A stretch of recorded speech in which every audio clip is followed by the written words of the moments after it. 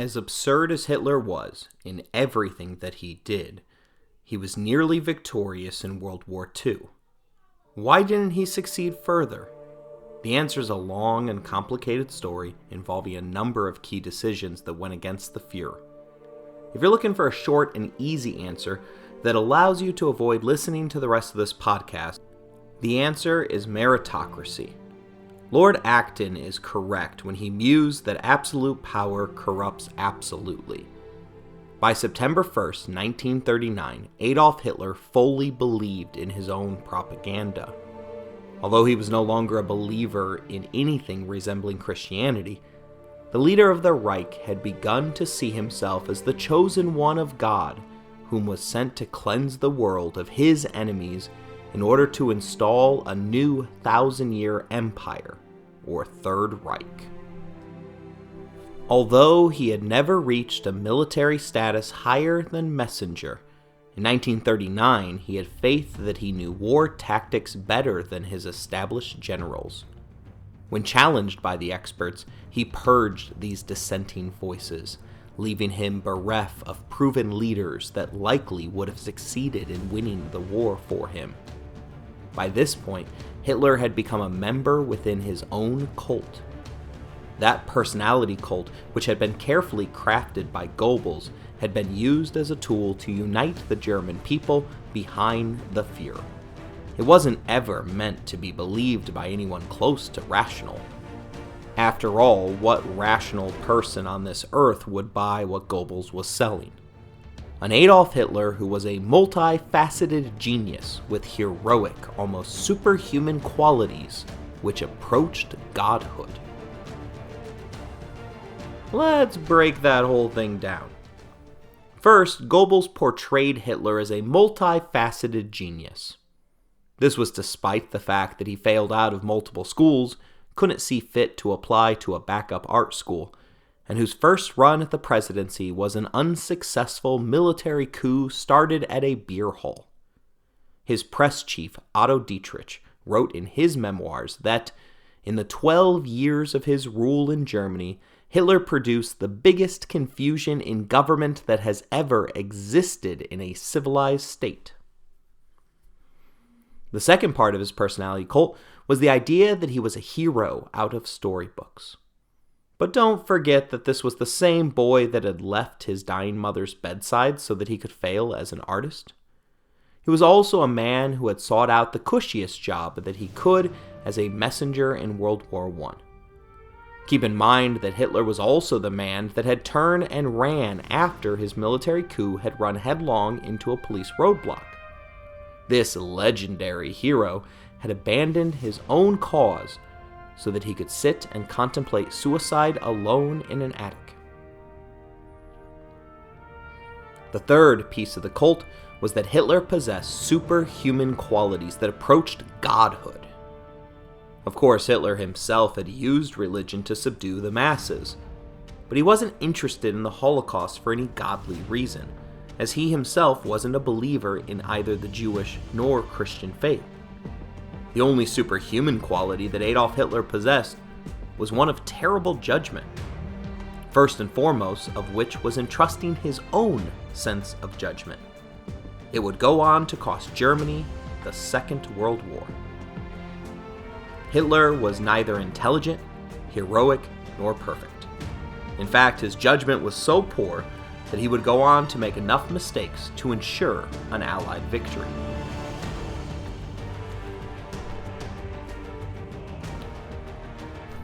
You're listening to Anarchy, Empires, and Other Notable Moments, a podcast designed for deep dives to assist in the teaching of history. This is episode 6 in our series on Adolf Hitler, World War II.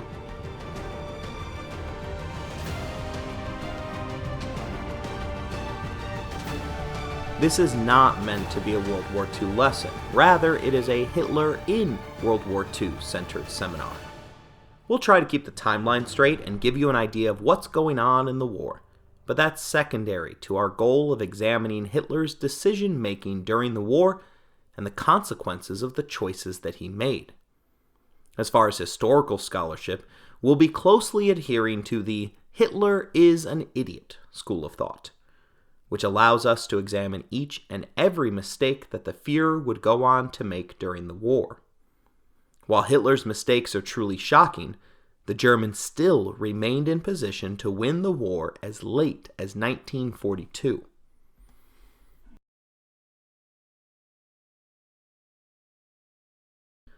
To be clear, there are historians that disagree with the Hitler is an idiot approach that I'm taking. Historian Stephen Fritz is among those who brushes back hard at the conclusion Hitler hamstrung his own war effort. He expresses this thought in his book, The First Soldier, Hitler as Military Leader. Fritz claims that Hitler excelled in his role as commander-in-chief due to his openness to new ideas, his individual unbending strength of will, and, according to Fritz, a concept of strategy that ranged well above that of his commanders. But this detour involves an extremely narrow lane that I won't be turning down. Touting Hitler as such a strong leader means that they should have won. After all, they had nearly every other advantage going for them. Worse, if you meander too far down this road, you end up sounding like a Hitler apologist. Fritz, a distinguished professor at East Tennessee State and author of a number of World War II military books, successfully avoids this. In fact, he pokes holes in his own defense of the Führer by claiming that Hitler's own indecision and inability to make clean choices between clashing courses of action which were proposed by his officers are among the reasons for the German war failure.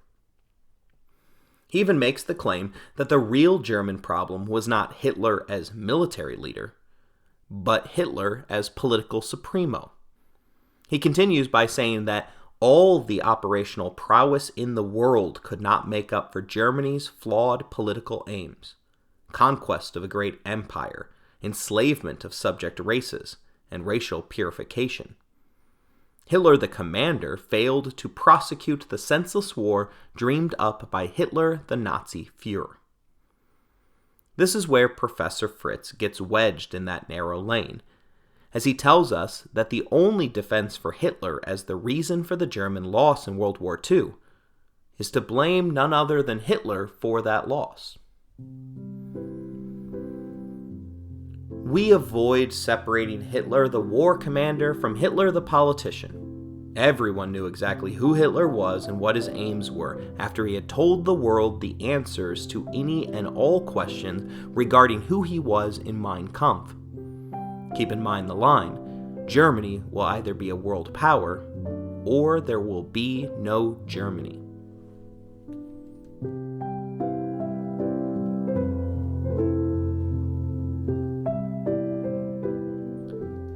The beginning of the war proceeded even smoother than everyone thought it would.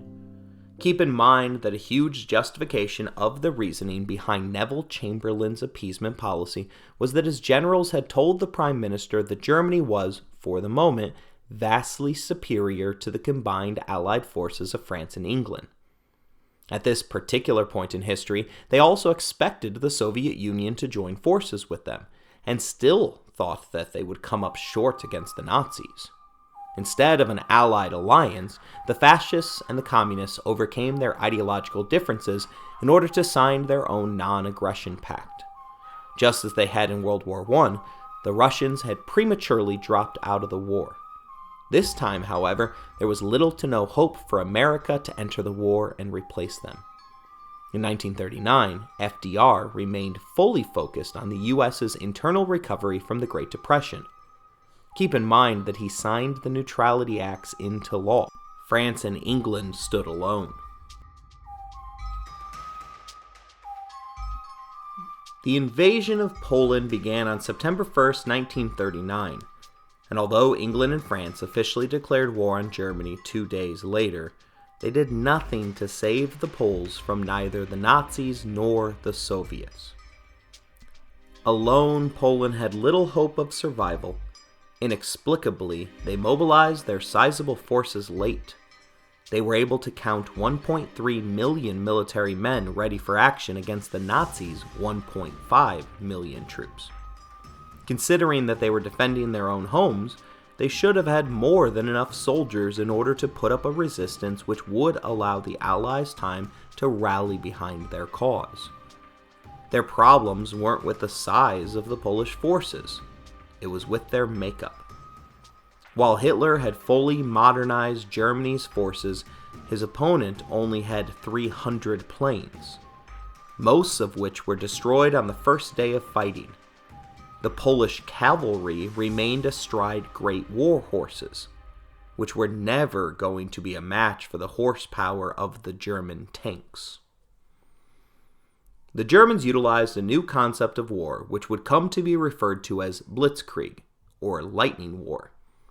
The focus behind this concept were surprise attacks with massive concentrated forces of fast-moving armored units supported by overwhelming air power.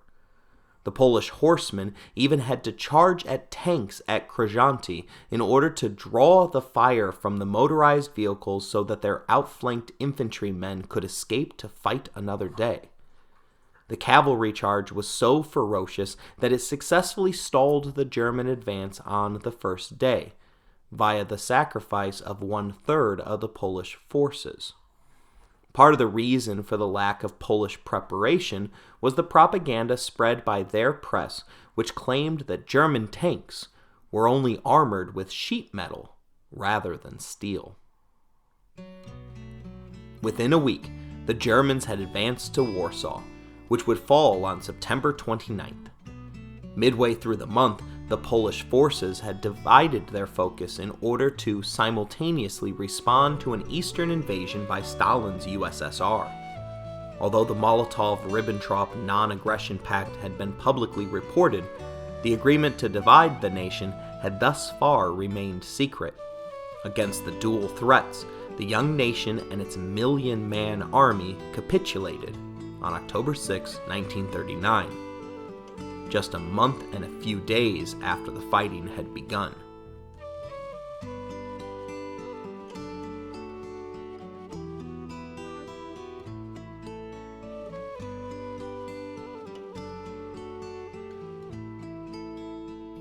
So what was Hitler's role in all of this? As Fritz noted, Hitler was a leading proponent of new strategies and tactics. Because of this, Germany was ready for a modern war, while Poland wasn't. In case you're thinking about a rash of jokes aimed at Poland's collective intelligence, America also wasn't ready for modern warfare.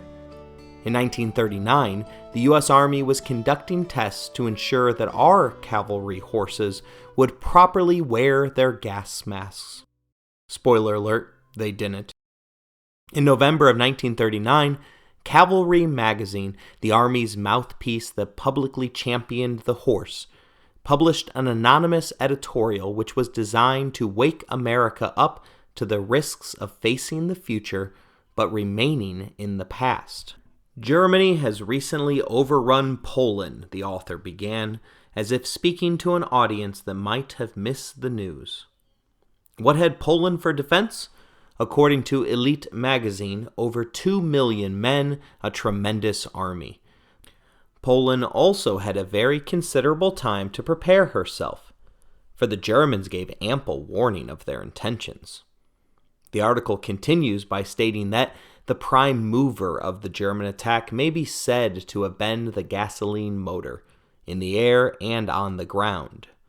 The basis for the Polish defense was the man, propelled only by his legs or by a horse.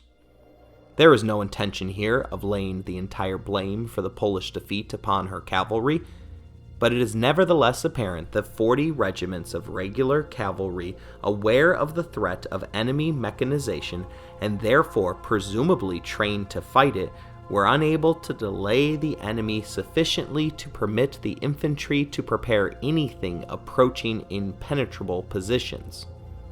Now consider the United States cavalry. Although the author left on a rhetorical question that they thought had an obvious answer, the magazine provided an opposing viewpoint titled Obvious Conclusions, written by B.G. Hamilton S. Hawkins, a retired commandant who was serving as the vice president of the Cavalry Association. He writes, quote, "I have been told that I am considered by the enthusiasts for mechanization as hostile to the development of mechanized force in our army. This is not true. But I am decidedly hostile to the ideas of those who would replace cavalry by mechanization. It may be true that a few organizations resembling the German Panzer Division might be useful, especially so if the opposing forces have no cavalry properly armed and trained and with sufficient numbers. Should it happen that the French and British armies are forced to retreat by a sudden powerful thrust by German forces on the Western Front in Europe, as happened in 1914, the Allies will rue the day when they suppressed their cavalry." End quote. At the moment those words were written in 1939, the entire U.S. Army had a mere 28 tanks.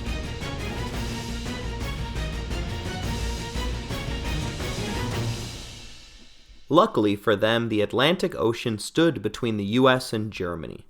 France only had Belgium between it and the enemy. Looking at the state of the Polish and American armies, it is clear that some credit ought to be given to Adolf Hitler for embracing the mechanization and aerialization of warfare. But for all the praise thrust upon Hitler, just as much blame needs to be given to his backwards-thinking opponents. Airplanes were already a game-changing invention by the end of World War I. Lindbergh had become the biggest celebrity on the planet after crossing the Atlantic in a solo flight. He also spent the interwar years touting Fortress America, his plan to defend the continent with air power alone.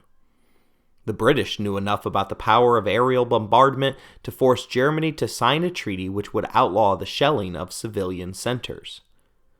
Hitler had even tested his methods via the Condor Legion in the 1936 Spanish Civil War. If other nations, such as Poland, had taken simple steps to modernize their forces, they would have been on a level field with the Führer. The concept of blitzkrieg was also not particularly innovative. Napoleon conquered Europe nearly twice by conducting surprise attacks via concentrated forces that moved quicker than their opponents. The technology had simply advanced from what he had in his day. Even then, Napoleon was largely successful because he was the first to embrace the new technology of cannons that were available to both him as well as his opponents. The Germans' World War I Schieffelin plan similarly called for lightning-fast strikes to knock out their opponents. The concept merely failed because the available technology at the time granted the advantage to the defense, rather than the offense.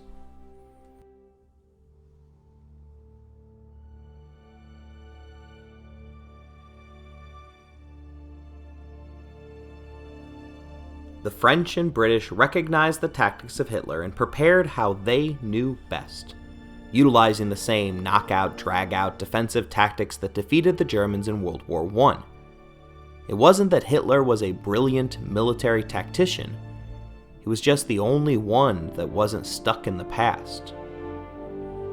The lightning-quick surrender of Poland probably should have been immediately followed up by prompt attacks against the Allies. After all, France and England had already both officially declared war against Hitler, and at this point they each had begun the mobilization of their forces 2 months earlier. Rather than capitalizing on his momentum, however, Hitler's war machine stalled. It wouldn't be until May of 1940 that Germany moves against France. That is 8 months where neither side shifts a troop across the border of their enemy. Some began to refer to the war as Sitzkrieg, as well as the Boer War.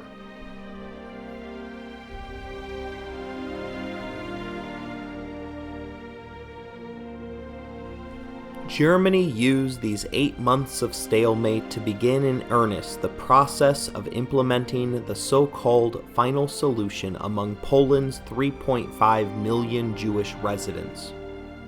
England used the time intelligently to increase its civil air defense in advance preparation for an aerial bombardment. And France used it to place finishing touches on the Maginot Line. The French Maginot Line deserves its own episode for all of the mistakes that went into it. We'll dwell on it because it perfectly encapsulates what went wrong with the Allies' approach to World War II. Mistakenly believing that they were due for a repeat of the Great War, the French decided to build a line of concrete fortresses in order to avoid having to live in a trench again during the winter months. The most useful thing that the Maginot Line did was to serve to this very day as a metaphor for ridiculously expensive efforts that only serve to offer a false sense of security.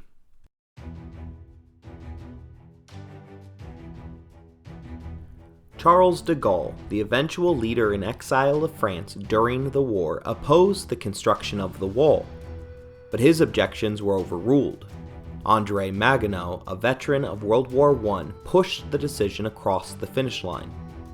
Construction began in 1930 and finished in 1939, just in time for what should have been a German offensive. The project cost a whopping $9 billion in today's terms. It was expensive, but the wall of fortifications was also a thing of beauty. More than just a wall, it was 12 to 16 miles wide and deep in some places. It had an intricate system of strong points, border guard posts, communication centers, bomb shelters, barricades, supply depots, and observation posts. It was armed to the teeth with the largest and retractable artillery that the world had to offer, as well as stationed machine gun posts and anti-tank gun emplacements. The troops that served there were the elites of the French army, and the line stretched for 280 miles. So why didn't it work? There are a couple of reasons. First, the French had shared the plans with the Czechoslovakian government so that they could model their own fortress line in preparation for their own eventual war against Germany. Unfortunately, the Allies had sacrificed the Sudetenland and handed the plans, as well as the literal finished fortresses, over to the Nazis. Intelligently, the Germans practiced the best ways to attack those fortresses, to the point that they knew the line's strengths and weaknesses forwards and backwards. Secondly, France's Maginot Line wasn't complete. It was intended to cut through Belgium, which annoyingly remained neutral in the build-up to the war. In their defense, the Belgians recognized that a defensive wall of fortresses running either through their land or on their border would mean that the shelling and stationing of troops would be occurring directly on their land. At least when Belgium had been viewed as a highway in World War I, the enemy had merely passed through their land. Faced with the objections of their neighbors, the French decided to prematurely cut off the line before it reached the English Channel. Hitler made the decision to end the phony war and invade on May 10, 1940. This was about a month after he had invaded and secured resource-rich districts in Scandinavia. The German war plan was referred to as the Schichelschnitt, or cut of the sickle. It involved 3 separate armies, one in the north, which would attack the fortresses of the Netherlands, and one in the south that would approach the Maginot Line.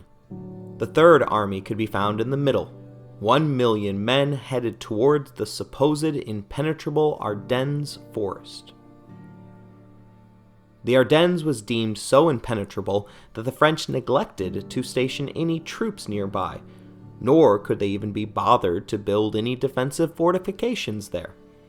This was another example of World War I thinking at work. Defense Marshal Philippe Pétain described the terrain of the Ardennes as impenetrable. Another marshal referred to the forest as Europe's best tank obstacle. At best, they argued that it would take at a minimum 2 weeks for the crossing to occur, plenty of time for the French to reposition their defensive line. The group of Germans that approached the Maginot Line to the south was just a feint. but the French mistakenly assumed that it was the main force. It never directly attacked the line, but did succeed in drawing in valuable French manpower.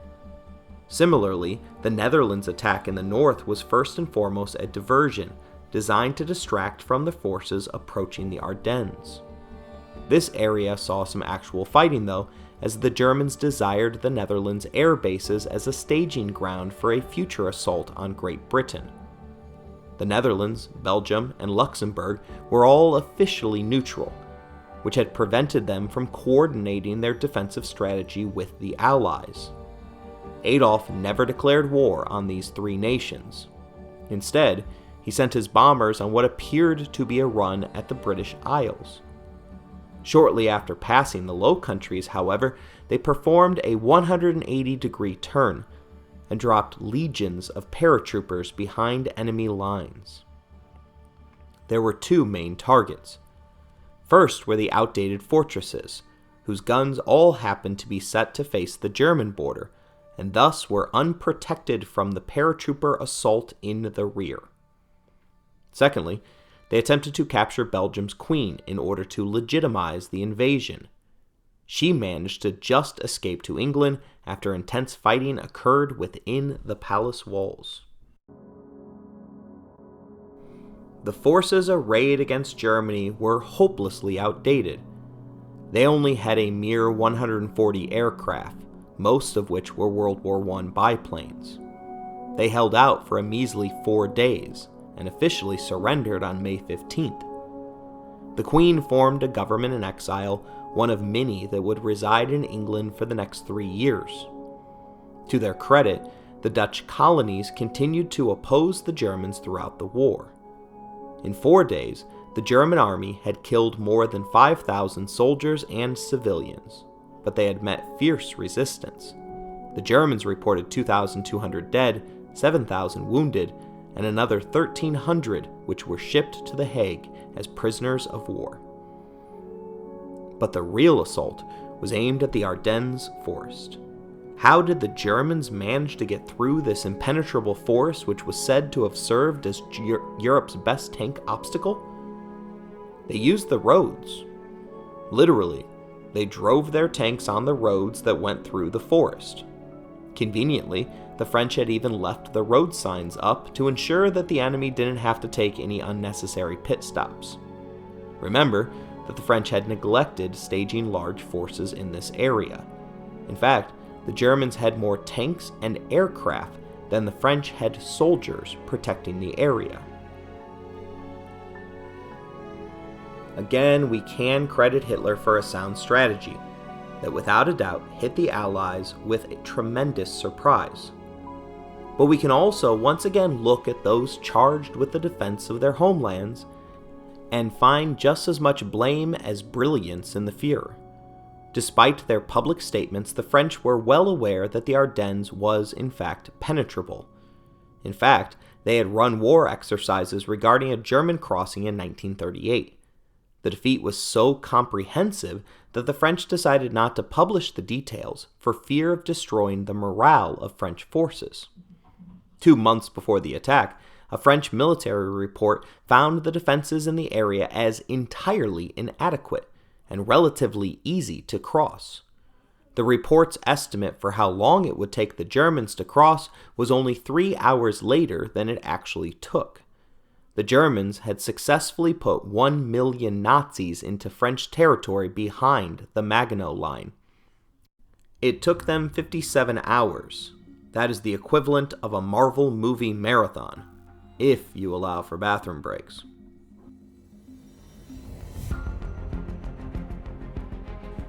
Once they were on French soil, the Germans moved with lightning-quick speed.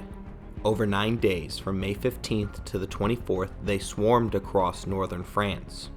A large group peeled off and captured forces along the Maginot Line, who were now facing German guns from both sides of the fortification.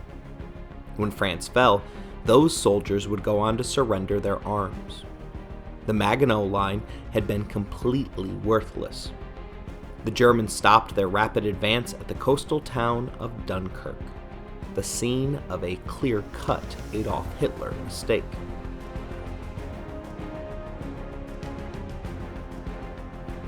The British Expeditionary Forces, the whole of the army, had stationed themselves along the Belgium-French border as well as mixing in with their allies along the Maginot Line. When the Nazis blitzed out of the Ardennes forest, the British buckled and then broke. Days earlier, the British had swarmed into Belgium at the advent of the attack and were hailed as heroes by the now violated neutral nation. They held off the Germans in the world's first ever tank v tank battle. They flew bombing runs to delay the German advances, but these short-lived victories came at too great of a cost. The 135 British bombers had become 72 over the course of 2 days. The German counter was overwhelming as they flew 1,000 planes at the British defenses. When it became clear that the battle being waged was merely a front for the true threat emerging from the forest, it was too much.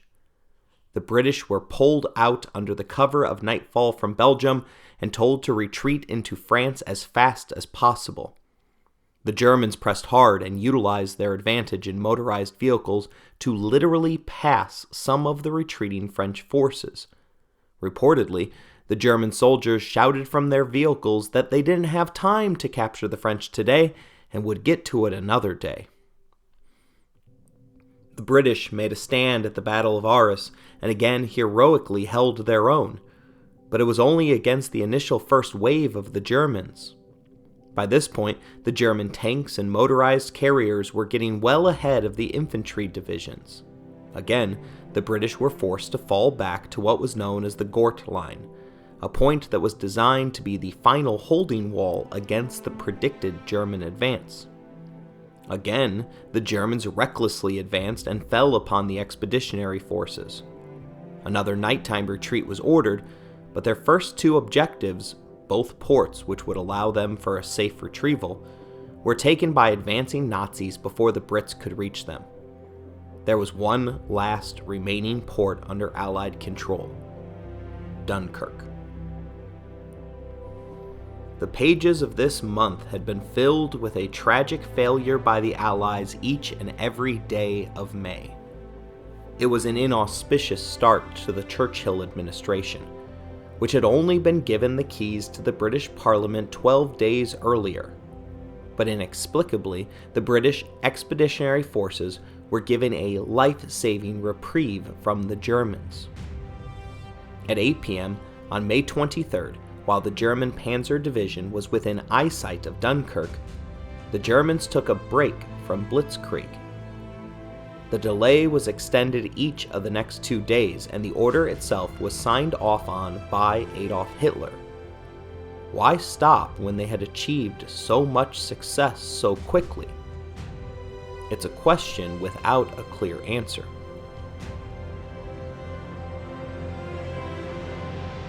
What is understood is that had the Germans continued their assault, the entire British Expeditionary Forces would have either been destroyed or imprisoned, and the war against the West would have been over within the first month of fighting. So what are some of the leading theories for such an order? Some point to the fact that a commander on the ground called for the initial delay. He was concerned with the damage that the tanks had already taken and the toll on the men of having fought so hard so fast. Additionally, there was concern that the tanks had gotten too far ahead of the slower infantrymen, and time was needed to relink the two. There is truth to the theory that the troops needed to rest. The Germans specifically gave their soldiers methamphetamines. The highly addicted stimulant drug facilitated blitzkrieg, as Nazi soldiers were able to stay awake and work for 50 hours straight without feeling fatigued. It also switched off their human inhibitions, which made facing their death in battle a little more tolerable. During the invasion of France, Nazi doctors were recommending that soldiers take 1 tablet of the drug per day, 2 at night in short sequence, and another 1 or 2 tablets after 2 or 3 hours if necessary. Still others, however, point to infighting among Hitler's advisors and his own indecision of whom to favor. Field Marshal Hermann Göring attempted to curry favor and whispered in the Führer's ear that Dunkirk was the perfect opportunity to showcase the power of the Luftwaffe, or German Air Force, which happened to be the forces that Göring personally commanded. Hitler studied the maps and decided to grant Göring the opportunity to strike the decisive blow. As a factor in the decision to conserve the Panzer Division, it was likely that Hitler was already plotting to betray the Soviets and knew that he would need each and every tank that he could preserve. There are even rumors that it wasn't the Soviet Union on Hitler's mind, but rather an invasion of the United States that he was saving his forces for.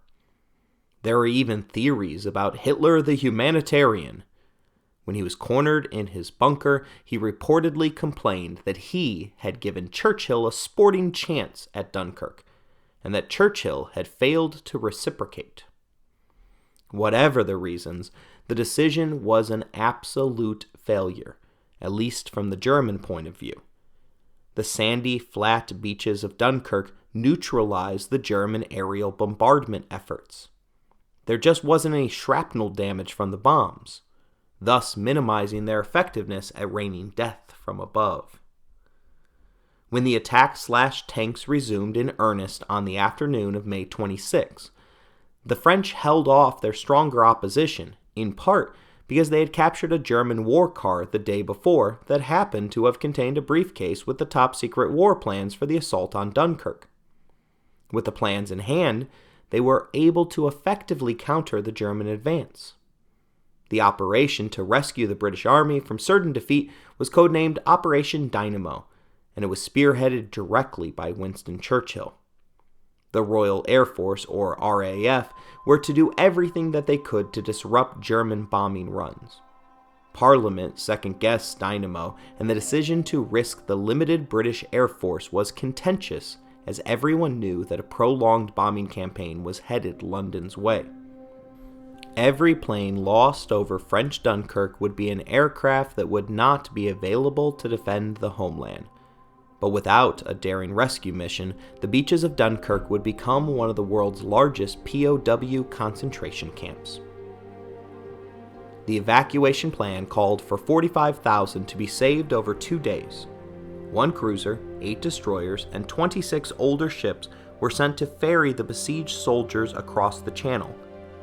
After an emergency call was put out for additional help, nearly 400 privately owned small craft were voluntarily supporting the evacuation. Mother Nature provided a timely assist, as the 3-day evacuation was aided by nearly constant cloud cover, limiting German bombardment efforts.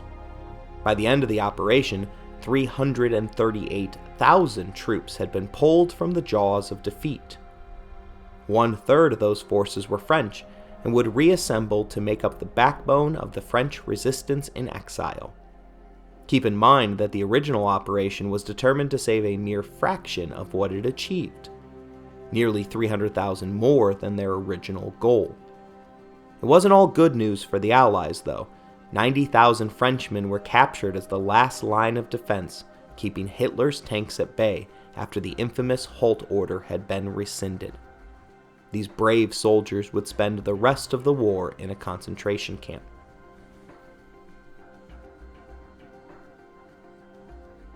After capturing the remaining French forces, the Nazi parade line continued to Paris. The miracle at Dunkirk had concluded on June 4th. By June 16th, the government of Paris had resigned, only to be replaced with the foundations for a new nation, Vichy France, a loyalist Nazi republic. The chosen ground for the peace treaty showed that old grievances were on Hitler's mind. He chose the same location in the exact same rail car in which the Germans had been forced to resign World War I in. He didn't even stay throughout the entire ceremony, leaving midway as a show of zero respect for the new Allied French regime. Because of his mistake at Dunkirk, the war would continue. Churchill's miracle didn't guarantee a British victory. In fact, some newspapers at the time reported that civilian morale was in many neighborhoods at the rather low mark of 0. Half of Great Britain believed that they would soon follow France's lead and sue for peace. Churchill, a gifted orator, rose once again to the occasion after the news of France's capitulation had become public. His speech ended with the rousing lines of, "The military events which have happened during the past fortnight have not come to me with any sense of surprise. Indeed, I indicated a fortnight ago as clearly as I could to the House that the worst possibilities were open. And I made it perfectly clear then that whatever happened in France would make no difference to the resolve of Britain and the British Empire to fight on, if necessary for years, if necessary, alone. We have before us an ordeal of the most grievous kind," Churchill continued. "We have before us many, many long months of struggle and of suffering. You ask, what is our policy? I will say, it is to wage war by sea, land, and air, with all our might and with all the strength that God can give us. To wage war against a monstrous tyranny never surpassed in the dark, lamentable catalogue of human crime. That is our policy. You ask, what is our aim? I can answer in one word. It is victory. Victory at all costs. Victory in spite of all terror. Victory, however long and hard the road may be."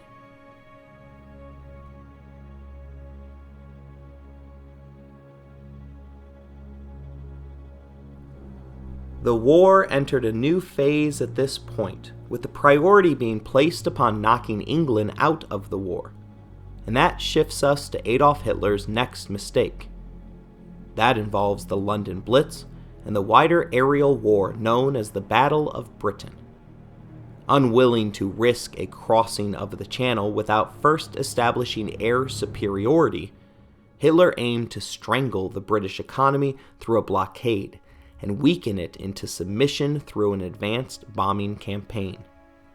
This time, the decision to bomb his way to victory wasn't his mistake. The Germans had 2,600 planes to Britain's measly 640. Air Force magazine sums up the outlook of the moment, revealing that Joseph P. Kennedy, U.S. Ambassador to Britain, informed the State Department on July 31st that the German Luftwaffe had the power to put the RAF out of commission.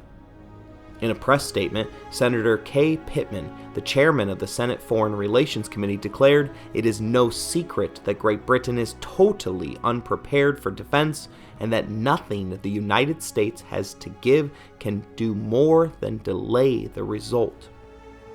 General Maxime Weygand, commander-in-chief for the French military forces until France's surrender, predicted, "In 3 weeks, England will have her neck wrung like a chicken." But the German Air Force wasn't designed for the mission they were given. Their planes were designed for civilian bombardment, or close bombing support runs for tanks. The Battle of Britain occurred high in the skies above the British Isles, and the RAF proved more than capable of shooting down 5 for every 1 plane that the Germans could knock out of commission. The main German plane, the Ju-87 Stuka, was even designed with an inverted wing designed to create a wind-powered siren designed to provoke terror during a dive bomb. Effective against unarmed citizens, but an action that made it vulnerable during the dive and less nimble in the air than their counterparts. Additionally, the British used radar in combat. The Germans had only seen a use for that technology on their ships. Even more beneficial, the Brits had cracked the German secret code by this point, and they could plan their defensive actions with foresight. Hitler was brimming with overconfidence, expecting in July that the Germans would have achieved air supremacy in time for a launch of Operation Sea Lion, the invasion of Great Britain. This would occur on September 15th. The Germans averaged 1,000 bombing sorties per day for 2 months. But just as the strategy was succeeding in wearing the British forces down, Hitler made a mistake and dramatically altered the targeting orders for the Air Force, and thus the trajectory of the entire war. Why the dramatic shift? It was a reaction to a minor tit-for-tat spat. In August, 2 German pilots had flown off course and bombed London by mistake. The RAF retaliated and went on a distant run to drop their payload off at the suburbs of Berlin. Hitler was furious. He completely lost it in the moment, and on September 5th shifted the entire focus of attack from the British airfields to the city of London, thus beginning the London Blitz. This new task had them flying past British strong points to target the capital. It also allowed the defense to concentrate around London. The German losses began to immediately accumulate, while the RAF reached a point where their losses had become smaller than the rate of replacement planes that were coming off of their factory floors. The London Blitz shook the nerve of the Englishmen, but proving the stereotype of the British stiff upper lip, the event galvanized their support for the war. Churchill gave a nightly address encouraging resistance, but even he had his doubts. The Prime Minister personally wrote the address each and every morning, but occasionally was too tired or drunk to deliver it himself. For such occasions, a voice actor read the words that gave Londoners hope. The Blitz resulted in 40,000 casualties and leveled large parts of the city, but offered no strategic value for the Germans.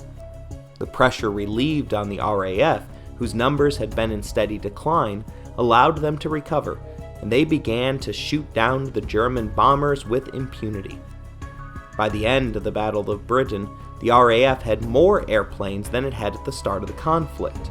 On the other hand, the German Air Force lost 30% of its fighters and 25% of its bombers. Again, Hitler's patience wore thin. He prematurely ended the campaign on October 31st, 1940, and turned his attention to what would become his next mistake.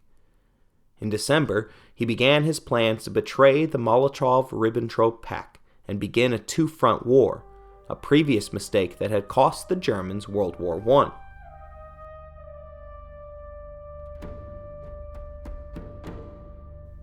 Although it was always known that the dictator's peace wouldn't last, there was no reason to break the non-aggression pact at this moment. Although they retained their liberty, England was contained, France was subdued, and America remained stuck in neutral. By all accounts, the fierce boredom and frustration were the major reason for the operation. The Germans attacked Russia with the latest and most powerful invasion force in human history. 3 million men across 150 German divisions, along with 30 divisions of Finnish and Roman troops, which were supported by 19 tank divisions containing 3,000 panzers, 7,000 artillery pieces, and 2,500 aircraft.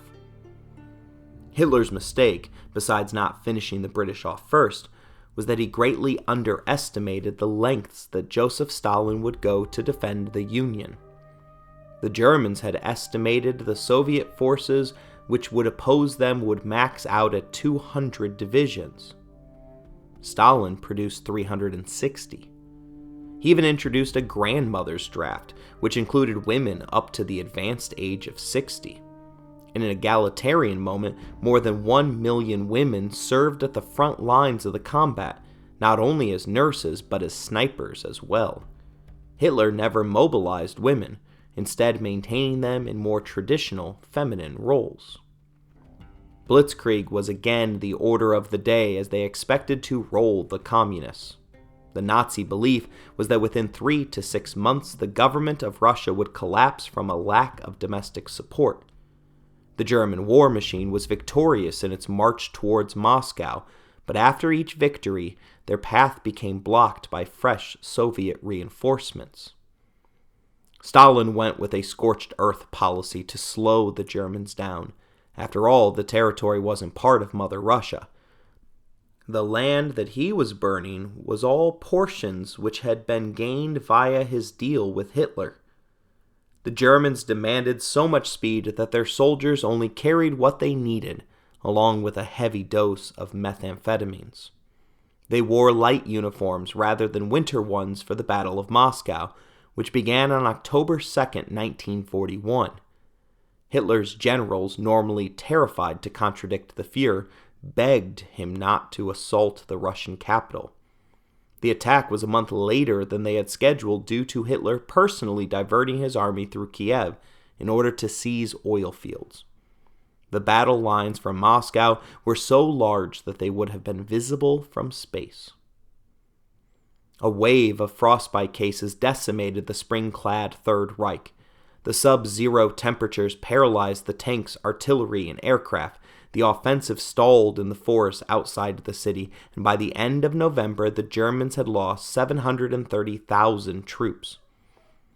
Hitler doubled down on his losses, issuing Order Number 227, a directive to never retreat, no matter the strategic circumstances. Here's the text of that order.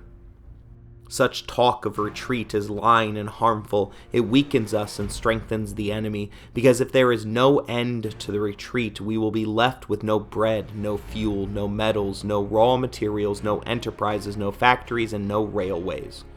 It follows from this that it is time to finish with retreat, not a step back, it reads. This resulted in the Germans breaking rather than strategically bending. The eventual Soviet counterstrike pushed the German forces back by 150 miles, as they were desperate to hold their ground at all costs. Let's recap this set of mistakes. First, Hitler largely attacked the Soviets out of impatience. Next, they underestimated the Soviet forces by nearly half. Third, he redirected his forces against his general's wishes, causing him to attack Russia in the winter while his troops were supplied for the spring. Finally, he removed all strategic flexibility from his general's hands with a no-retreat order. The result was the beginning of a two-front war of his own doing.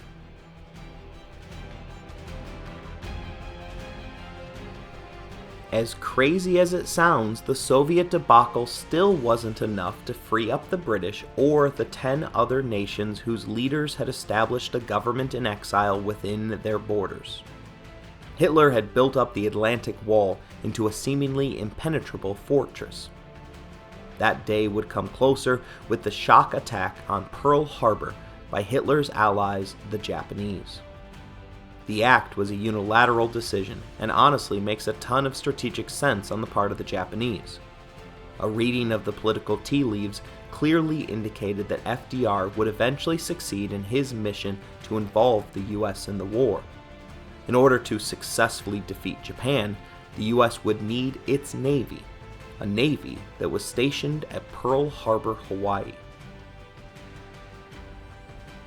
On the day that would live in infamy, the first of 3 waves of attacks launched at exactly 6 a.m., and it was remarkably successful. Within the first 15 minutes, the battleships California, Oklahoma, West Virginia, Nevada, and Arizona were all sunk, and Maryland, Tennessee, and Pennsylvania were damaged. Although they were caught by surprise, the Americans were returning fire within 5 minutes of the attack, but at this point it did little good. The second wave hit at 8:50, 5 minutes after the completion of the first wave. These entirely new Japanese Zeros continued to bombard U.S. warships at will. More than 2,400 Americans were killed in the attack, and another 1,104 were wounded. Incredibly, 21 irreplaceable warships were either sunk or damaged, and 75% of all aircraft were no longer operational. For all of this, the Japanese lost 29 planes and 55 airmen during the 3 runs against the U.S. So what went wrong? FDR had ordered a secret mission for a number of destroyers and aircraft carriers. The ships that the Japanese had needed to destroy the most weren't in the port at the moment. This was so fortuitous for the Americans that there remains a conspiracy theory that pushes the unsubstantiated theory that President Roosevelt knew of the attack and proceeded to let it happen in order to draw America into the war. Hitler's mistake here was to back his Axis ally and declare war on America on December 11th. The Führer delivered a rambling speech that was full of World War I grievances for the role that they played in defeating the Germans. He accused the U.S. of profiting off of the war, insulted Roosevelt for not recovering from the Great Depression as fast as he had, claimed that he was more popular than Roosevelt, and even called him stupid at one point. His declaration of war was the only stupid act. Hitler held true to this alliance with the Japanese. It would prove to be the only alliance that Adolf Hitler ever held to. Had he not declared war, the U.S. Congress would have likely only declared war against the Japanese. Instead, the U.S. counter-declared war on the Germans, giving the president, as commander-in-chief, control over both theaters of war. Roosevelt chose to prioritize the destruction of Germany first and foremost. This would be the initial beginning of the end for Adolf Hitler. But that end still wasn't foreordained.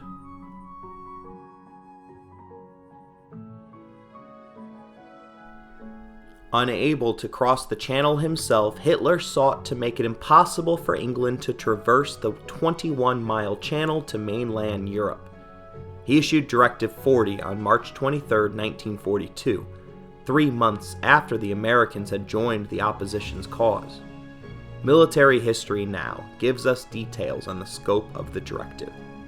It called for the construction of 15,000 separate concrete emplacements, which would be manned by 300,000 soldiers. The wall was a 3-tiered system designed to deal death upon any arrival from southern France to northern Norway. Strategic port cities were the most heavily defended, while lesser ports, military installations, and radar stations became strongpoints, guarded by batteries under independent command. The third line of defense were hardened resistance nests that contained interconnected bunkers. 12 million tons of steel, enough to make 20,000 tanks, and 17 million cubic meters of concrete went into the wall. That amount of concrete is said to be the equivalent of 1,100 Yankee stadiums. From the beginning of its construction, the Atlantic Wall was a formidable foe. So much so that the U.S. military command favored a plan to catapult around the wall instead of directly taking it on. That plan was first labeled Gymnus before eventually becoming Operation Torch. The hope was to immediately open up a second front to aid the Russians. Faced with the beginnings of the Atlantic Wall and the difficulty posed by an amphibious landing, the Allies chose to invade North Africa in hopes to cartwheel into Italy, so as then to attack the southern soft underbelly of Germany. Torch was in effect from November 8th until November 16th, 1942. General Dwight Eisenhower landed 110,000 troops and began attempts to dislodge German General Rommel. 2 months later, Churchill and Roosevelt met in Casablanca to settle on Operation Trident, which would seek to retake Sicily. Nearly 500,000 fighters would be allocated for the invasion of mainland Europe. They landed on July 10th, and due to his failures, Mussolini was subsequently forced to resign on July 24th. The country would go on to resign from the war on September 8th. At this point, it likely seemed obvious that there would be no need to challenge the Channel after all. Italy's choice to capitulate, however, did nothing to dislodge the German forces, who rallied and held off the Allies roughly 30 miles south of Rome, at which point Mother Nature switched sides and came to the Nazis' aid, as the autumn rains set in, making it impossible to break the German defensive lines. Despite the success of the operations in the Mediterranean, the Allies redirected many of its forces to challenge the Atlantic Wall, which is where Hitler's mistakes once again come to the forefront of our story.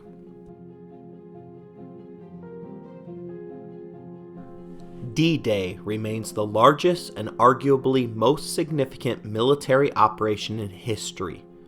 Professor Jeremy Black reveals that the event was filled with appalling intelligence failures by the Germans.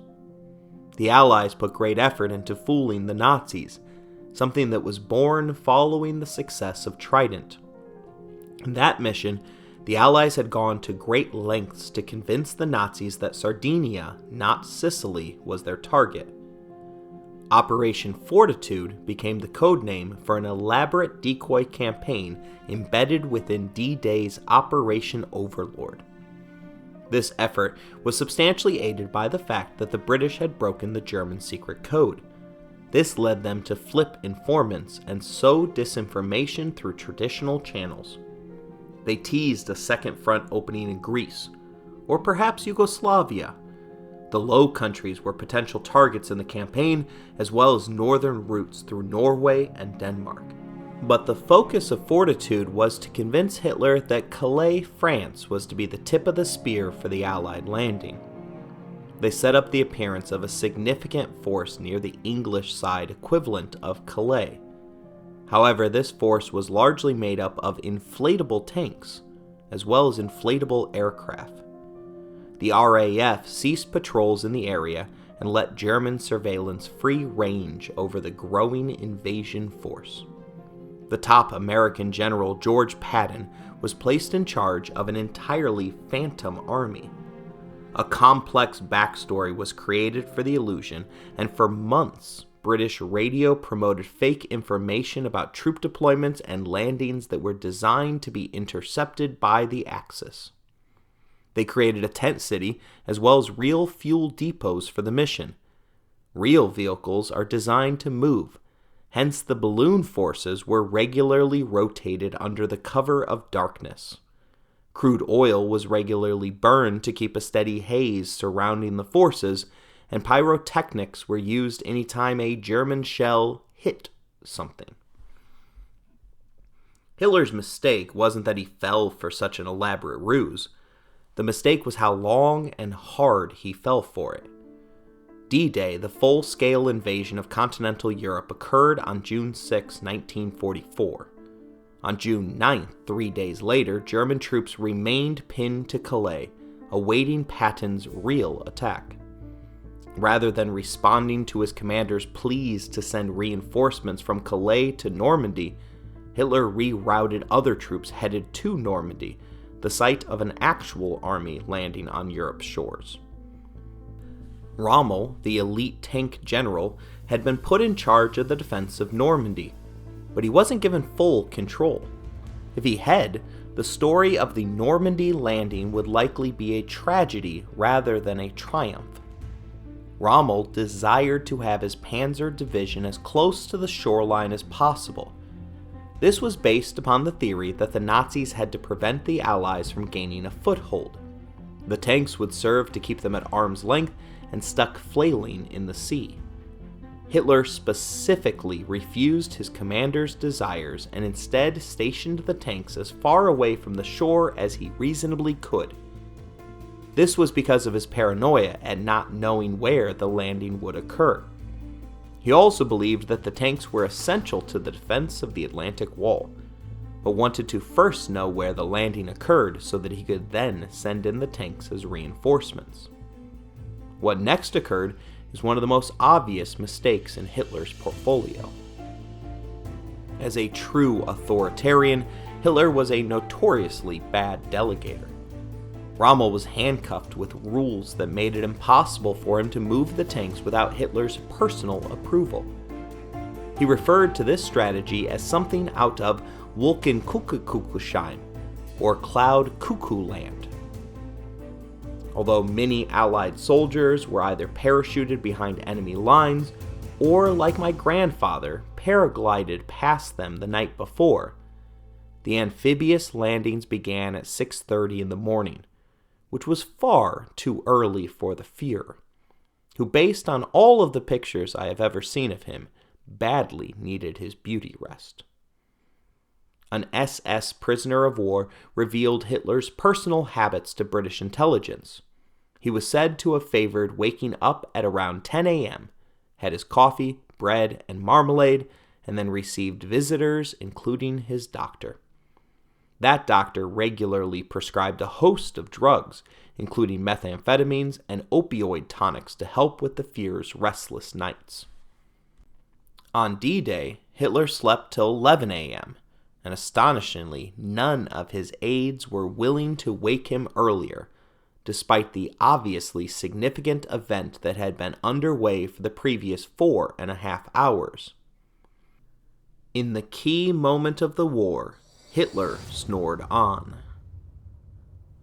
When he did wake, he became convinced that the landing, the most ambitious invasion in history, was a mere feint, and refused to allow the tanks to move.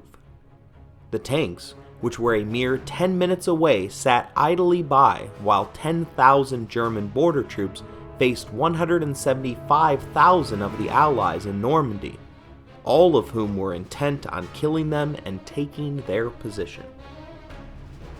It wasn't until 4 p.m. that Hitler allowed the tanks to move and reinforce the wall, but by that point the Allies had achieved air supremacy over the Channel, and the tanks were now sitting ducks. The battle was ending, and once the Allies had gained their foothold, there would be no path to victory available to the Germans. But that doesn't mean they gave up. Hitler was hell-bent to go down fighting. Remember, he believed in Germany being a great power or nothing at all. The Germans beat a steady retreat through northern France and the Low Countries. Every day that they held allowed Adolf Hitler to murder more inmates in the Holocaust. Faced with armies steadily closing in from the east and west, one would expect the Germans to throw everything that they had at their enemy. It is our mistake, however, to think that those enemies were the Russians, Americans, and Brits. Instead of halting the Holocaust and shifting all of the SS soldiers operating the camps, Adolf instead sped up the elimination of the Jews. Trains on the Eastern Front were only utilized for traffic related to the Holocaust. He didn't authorize them to bring reinforcements, transport men back from the front, or use them to resupply the men with common-sense items like winter jackets. In January of 1945, there were 45,500 guards that were part of the concentration camp system. That is the equivalent of 8 divisions that Hitler held back from the fighting. In 1944, Hitler introduced a new draft that brought in soldiers who had reached the not-quite-too-old age of 40. All of those soldiers were thrown at the Holocaust instead of the Eastern or Western Front. There was no one left that was eligible to draft for the actual war. He did make one last effort to dislodge the enemy which threatened him, but that just became another mistake known as the Battle of the Bulge. The battle was itself a mini-war, during which Adolf Hitler threw everything that he had remaining at the Western Front. The goal was to shock the Allies and recreate the overwhelming success he'd experienced at the beginning of the conflict 4 years earlier. The Allies had advanced to the French-Belgian border. Instead of continuing a defensive retreat, Hitler blitzkrieged like it was 1940. He sent 30 German divisions through the Ardennes forest. He expected to blast through the American line and then surround/push the remaining Ally lines back to Dunkirk. This time, he believed he would finish them off once and for all. A combination of the Americans being too strong and the Germans being too weak resulted in what Winston Churchill called the greatest American battle of the war. The American line bulged, but did not break. The defense of the Ardennes resulted in 75,000 casualties for the Allies from December 16th to January 25th in 1945. The Germans attempted to show that they had learned from their mistakes. They parachuted English-speaking German soldiers behind enemy lines and dressed them up in American uniforms. They also altered road signs to sow confusion among the foreigners. Trivia came in handy for the Americans, who were now tasked with ridding their own forces of the intruders. Questions like, "What is the capital of Illinois?" identifying offensive line positions on an American football field, and the task of naming Betty Grable's husband were asked of any man arriving at base. The Germans could learn slang from American POWs, but they have never been able to grasp the NFL. The Germans lost 120,000 soldiers in the Battle of the Bulge, as well as equipment that it was now incapable of replacing. It would prove to be the last German offensive of the war. Now it was just a question of who would arrive at Hitler's bunker first, the Soviets or the Americans. But we'll save that for the next episode, which will be our last on Adolf Hitler. As we conclude this podcast, let's quickly examine that idea that Hitler could have, or perhaps should have, won World War II. Hitler's mistakes are clear. He didn't capitalize enough on the quick capitulation of Poland. He could have avoided the phony war and quickly moved on to the West. After they did move with conviction, Hitler held back his tanks from delivering the fatal blow at Dunkirk. A miracle rescue had bought the Allies some time, but they still appeared to be dead men walking. The German plan to gain aerial superiority over the British Isles was working, but after a random bombing mission against Berlin had personally angered the Führer, the mission was changed to a dangerous and costly blitz against London.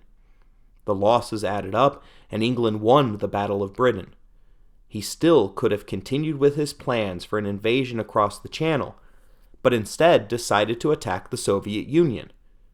His army was victorious at first, but his personal decision to neither adequately prepare his men for the weather nor to let them strategically retreat meant that the Eastern Front was another failure put at the feet of the Führer.